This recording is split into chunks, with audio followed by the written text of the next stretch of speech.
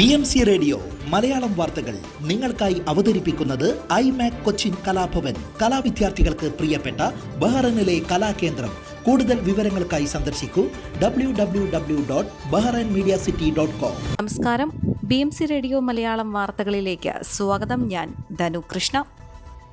4ാമത് Euro Asian വനിതാ parliamentary ഫോറത്തിൽ Bahrain പങ്കെടുത്തു. സെപ്റ്റംബർ 18 ആരംഭിച്ച ഫോറം 20 സമാപിക്കും. ഫോറത്തിൽ ഷുറ കൗൺസിലിന്റെ second deputy chairperson doctor Jehad Abdulla Al Fadhel പങ്കെടുത്തു.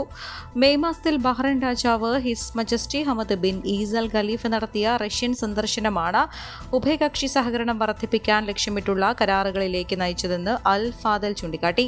ജനാധിപത്യത്തെയും ബഹ്റൈന്റെ അന്താരാഷ്ട്ര ബന്ധങ്ങളെയും ശക്തിപ്പെടുത്തുന്നതിൽ പാർലമെന്ററി നയതന്ത്രത്തിന്റെ പ്രാധാന്യം ഡോക്ടർ അൽ ഫദിൽ ചൂണ്ടിക്കാട്ടി.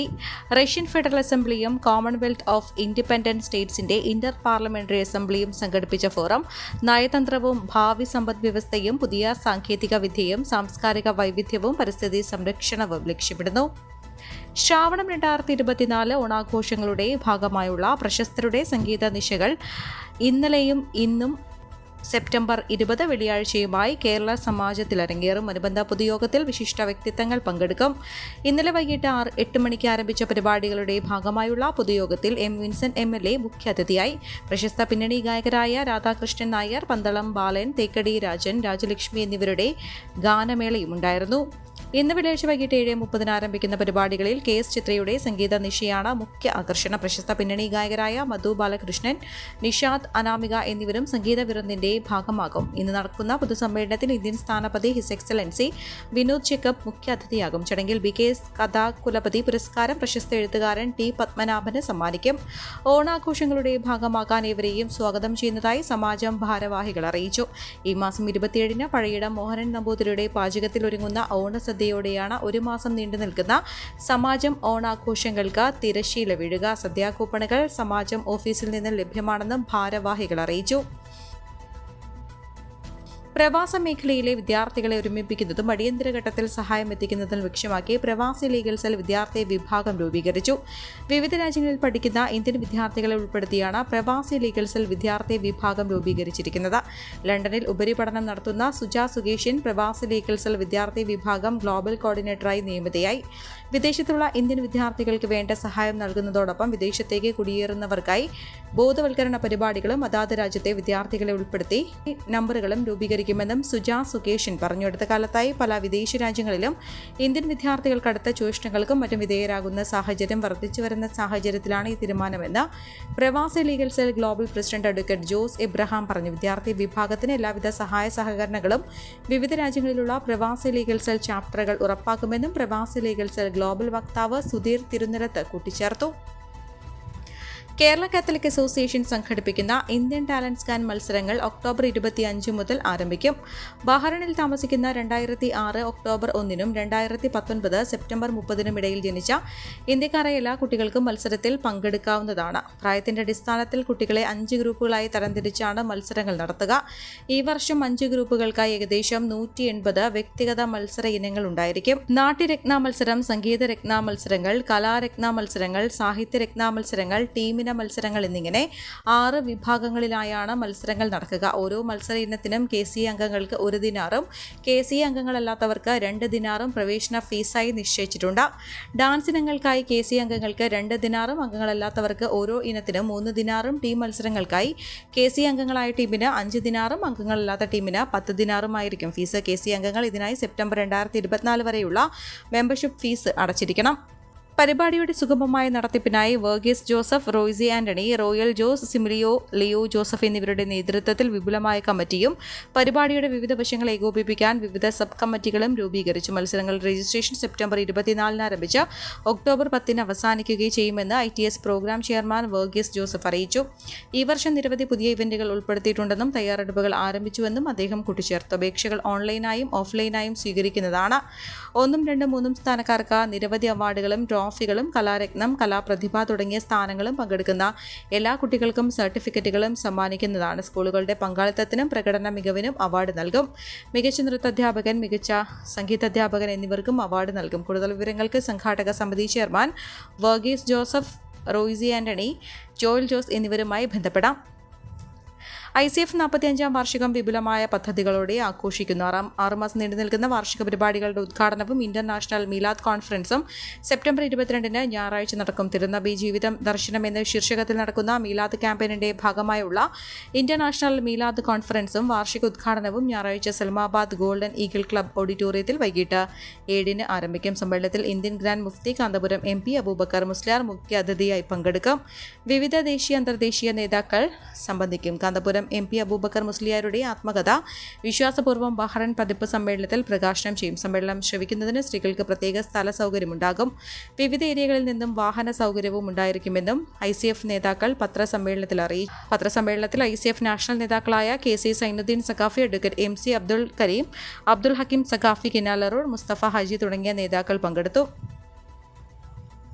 ശ്രാവണം 2024 ഓണാഘോഷങ്ങളുടെ ഭാഗമായുള്ള വിവിധ മത്സരങ്ങൾ സമാജത്തിൽ തുടരുന്നു. സെപ്റ്റംബർ 18 ബുധനാഴ്ച വൈകിട്ട് ഇന്ത്യൻ പാരമ്പര്യ വസ്ത്രങ്ങളുടെ മത്സരം സമാജം DJ ഹാളിൽ നടന്നു. വൈവിധ്യങ്ങൾക്ക് പേരുകേട്ട ഇന്ത്യൻ വസ്ത്രങ്ങളും വസ്ത്രധാരണ ശൈലികളും അവതരിപ്പിക്കപ്പെട്ട മത്സരത്തിൽ ജുഗ്നി, സിനി, ഗ്രേപ്സ്, റോക്കിംഗ് മറാത്ത എന്നീ ടീമുകൾ യഥാക്രമം 1, 2, 3 സ്ഥാനങ്ങൾ കരസ്ഥമാക്കി. തിങ്കളാഴ്ച സെപ്റ്റംബർ 16 നടന്ന സിനിമാറ്റിക് ഡാൻസ് മത്സരം ഡാസ്ലിംഗ് സ്റ്റാർസ്, തരംഗ് ആർട്സ് എന്നീ ടീമുകൾ 1, 2, 3 സ്ഥാനങ്ങൾ കരസ്ഥമാക്കി. അസ്ത്ര ബഹ്റൈൻ ടീം പ്രോത്സാഹന സമ്മാനത്തിന് അർഹരായി. സെപ്റ്റംബർ 17 നടന്ന ഓണപ്പാട്ട് മത്സരത്തിൽ ജൂനിയർ സീനിയർ വിഭാഗങ്ങളിലായി 16 ടീമുകൾ പങ്കെടുത്തു. പ്രശസ്ത പിന്നണി ഗായകൻ പന്തളം ബാലൻ, രാധാകൃഷ്ണൻ നായർ, പാർവതി മേനോൻ എന്നിവർ വിധികർത്താക്കളായിരുന്നു. ജൂനിയർ വിഭാഗത്തിൽ BKS ലൈബ്രറി, ഇഷ ആഷിഖാൻ ടീം, പ്രതിഭ സൊർലയ്യ ജൂനിയർ എന്നിവർ യഥാക്രമം 1, 2, 3 സ്ഥാനങ്ങൾ കരസ്ഥമാക്കിയപ്പോൾ സീനിയർ വിഭാഗത്തിൽ BKS സാഹിത്യവേദി, BKS വനിതാവേദി, പ്രതിഭ സൊർലയ്യ സീനിയർ എന്നീ ടീമുകൾ യഥാക്രമം 1, 2, 3 സ്ഥാനങ്ങൾ കരസ്ഥമാക്കി. അന്ന് ദിവസം സമാജത്തിന്റെ മ്യൂസിക് ക്ലബിന്റെ പുതിയ ലോഗോ പ്രകാശനം സമാജം പ്രസിഡന്റ് PV രാധാകൃഷ്ണപിള്ള നിർവഹിച്ചു. General secretary Varghese Karakkal, entertainment secretary Riyas മ്യൂ, ക്ലബ് കൺവീനർ ശ്രീജിത്ത് ഫറൂഖ് എന്നിവരും സന്നിഹിതരായിരുന്നു. നിരവധി ആരോഗ്യ പ്രശ്നങ്ങളിലും നീണ്ടകാലത്തെ നിയമക്കുരുക്കിലും അകപ്പെട്ടിരുന്ന ബഹ്റൈൻ പ്രവാസി കൊളപ്പളയിൽ രാഘവന് സഹായഹസ്തവുമായി പ്രവാസി ലീഗൽ സെൽ. ഒന്നിലധികം യാത്രാവിലക്കുകളും 3 കേസുകളും 3 വർഷത്തെ തടവിനും വിധിച്ചിരുന്ന രാഘവന്റെ ആരോഗ്യപരമായ കാര്യങ്ങൾ മുൻനിർത്തി പ്രവാസി ലീഗൽ സെൽ നൽകിയ ദയാഹർജി ബഹ്റൈൻ കോടതി സ്വീകരിക്കുകയും അദ്ദേഹത്തിന്റെ പേരിലുള്ള തടവ് ശിക്ഷ റദ്ദ് ചെയ്യുകയും ചെയ്തു. അദ്ദേഹത്തിന്റെ നാട്ടിലേക്കുള്ള തിരിച്ചുപോക്ക് ദ്രുതഗതിയിലാക്കാനും കോടതി ഉത്തരവായി. പ്രവാസി ലീഗൽ സെല്ലിന്റെ ഗ്ലോബൽ കോർഡിനേറ്ററും ബഹ്റൈൻ ചാപ്റ്റർ പ്രസിഡന്റുമായ സുധീർ തിരുനിറത്തിന്റെയും ബഹ്റൈൻ വക്കീൽ താരിഖ് അലോവിന്റെയും ഇടപെടൽ മൂലമാണ് ഇത് സാധ്യമായത്. ഹോപ്പിന്റെ വളണ്ടിയർമാരായ Sabu Chiramel, Faisal Pattandi, Askar Puzhuthala, KT Saleem, MM team, voice of Bahrain, Kannur friends അംഗങ്ങൾ എന്നിവരും സഹായഹസ്തവുമായി എത്തിയിരുന്നു. ഇന്ത്യൻ എംബസി അധികൃതരുടെയും സൽമാനിയ മെഡിക്കൽ ടീമിന്റെയും പ്രത്യേകിച്ച് സൽമാനിയ ഹോസ്പിറ്റലിലെ നഴ്സുമാരുടെയും സംയോജിതമായ ഇടപെടലും ഇതിന് സഹായകമായെന്നും പ്രവാസി ലീഗൽ സെൽ അറിയിച്ചു. സെപ്റ്റംബർ 19 രാവിലെ 11:15 ബഹ്റൈനിൽ നിന്നുള്ള എയർ ഇന്ത്യ എക്സ്പ്രസ് വിമാനത്തിലാണ് സന്തോഷ് നാട്ടിലേക്ക് പുറപ്പെട്ടത്. നാട്ടിൽ അദ്ദേഹത്തിന് ആശുപത്രിയിൽ എത്തിക്കുന്നതുമായി നോർക്കയുടെ ആംബുലൻസ് സജ്ജമാക്കിയിരുന്നു എന്നും തുടർ ചികിത്സയ്ക്കായി മുഖ്യമന്ത്രിയുടെ അപേക്ഷിച്ചിട്ടുണ്ടെന്നും സുധീർ തിരുനെല്ലത്ത് അറിയിച്ചു. കർണാടക ഷിരൂരിൽ മണ്ണിടിച്ചിൽ കാണാതായ കോഴിക്കോട് കണ്ണാടിക്കൽ സ്വദേശി അർജുൻ ഉൾപ്പെടെയുള്ളവർക്കായുള്ള തിരച്ചിലിനായി ഡ്രഡ്ജർ ഷിരൂരിലെത്തി. ഡ്രഡ്ജർ ഇറങ്ങിയ ടഗ് ബോട്ട് ഗംഗാവലി പുഴയിലെത്തിച്ചു. ഇന്ന് രാവിലെ തിരച്ചിൽ പുനരാരംഭിക്കും. ഗോവ തുറമുഖത്ത് നിന്നാണ് ഡ്രഡ്ജർ എത്തിച്ചിരിക്കുന്നതെന്നും ഇന്നലെ രാവിലെയാണ് ഡ്രഡ്ജർ കാർവാറിൽ നിന്ന് ഗംഗാവലി പുഴയിലേക്ക് പ്രവേശിപ്പിച്ചത്. രാവിലെ വേലിയേറ്റ സമയമായതിനാൽ പാലം കടന്ന് മുന്നോട്ട് പോകാൻ കഴിഞ്ഞിരുന്നില്ല. നാവികസേനയുടെ മേൽനോട്ടത്തോടെയാണ് ഡ്രഡ്ജറിന്റെ പ്രവർത്തനം. 2 പാലങ്ങൾ കടക്കുന്നത് ശ്രമകരമായ ദൗത്യമാണെന്നും അധികൃതർ അറിയിച്ചിരുന്നു. തുടർന്നാണ് വേലിയിറക്ക സമയങ്ങൾ കേന്ദ്രീകരിച്ച് ഡ്രഡ്ജറിന്റെ യാത്ര ക്രമീകരിച്ചത്. ഷിരൂരിലെ നിലവിലെ കാലാവസ്ഥയും തിരച്ചിലിന് അനുയോജ്യമാണ്. പുഴയിൽ നാവികസേന അടയാളപ്പെടുത്തിയ ഇടത്തെ മണ്ണും കല്ലുകളുമാണ് ഡ്രഡ്ജർ ഉപയോഗിച്ച് ആദ്യം നീക്കം ചെയ്തത്. ഇതിനെ കൂടാതെ ഷിരൂർ സ്വദേശി ജഗന്നാഥ്, ഗംഗേക്കൊല്ല സ്വദേശി ലോകേഷ് എന്നിവരെയും കണ്ടെത്താനുണ്ട്. ഇവർക്കായുള്ള തിരച്ചിലാണ് ഇന്ന് വീണ്ടും ആരംഭിക്കുന്നത്.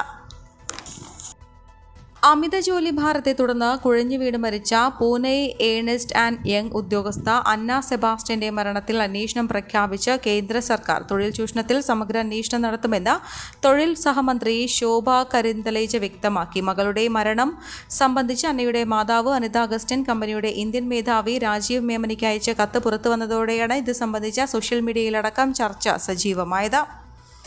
മലപ്പുറത്ത് എംപോക്സ് സ്ഥിരീകരിച്ച സാഹചര്യത്തിൽ സംസ്ഥാനത്ത് നിരീക്ഷണം ശക്തമാക്കി ആരോഗ്യവകുപ്പ്. വിമാനത്താവളങ്ങളിൽ കർശന പരിശോധന ഏർപ്പെടുത്തി.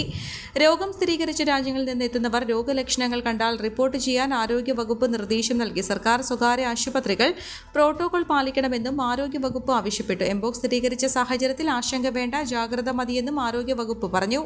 എംപോക്സ് സ്ഥിരീകരിച്ച രാജ്യങ്ങളിൽ നിന്നെത്തുന്നവർ മുൻകരുതൽ നടപടികൾ സ്വീകരിക്കണമെന്നും ആരോഗ്യവകുപ്പ് പറഞ്ഞു. സംസ്ഥാനത്തെ 4 വിമാനത്താവളങ്ങളിൽ കർശന പരിശോധനയുണ്ടാകും. ഇതിനുള്ള സജ്ജീകരണങ്ങൾ ഒരുക്കിയിട്ടുണ്ട്. ഏതെങ്കിലും രീതിയിലുള്ള രോഗലക്ഷണങ്ങൾ കണ്ടാൽ ആരോഗ്യവകുപ്പുമായി ബന്ധപ്പെടണമെന്നും നിർദ്ദേശിച്ചു.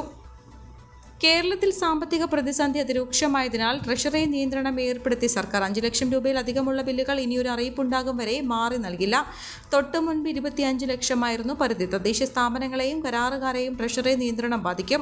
വിവിധ വകുപ്പുകളിലെ ആനുകൂല്യങ്ങളുടെ വിതരണത്തിലും കാലതാമസമുണ്ടാവും. ഓണക്കാല ചെലവുകൾക്ക് പിന്നാലെയാണ് സംസ്ഥാന ഖജനാവ് പ്രതിസന്ധിയിലായത്. ഈ വാർത്തയോടുകൂടെ BMC റേഡിയോ മലയാളം വാർത്തകൾ സമാപിക്കുന്നു. നന്ദി, നമസ്കാരം.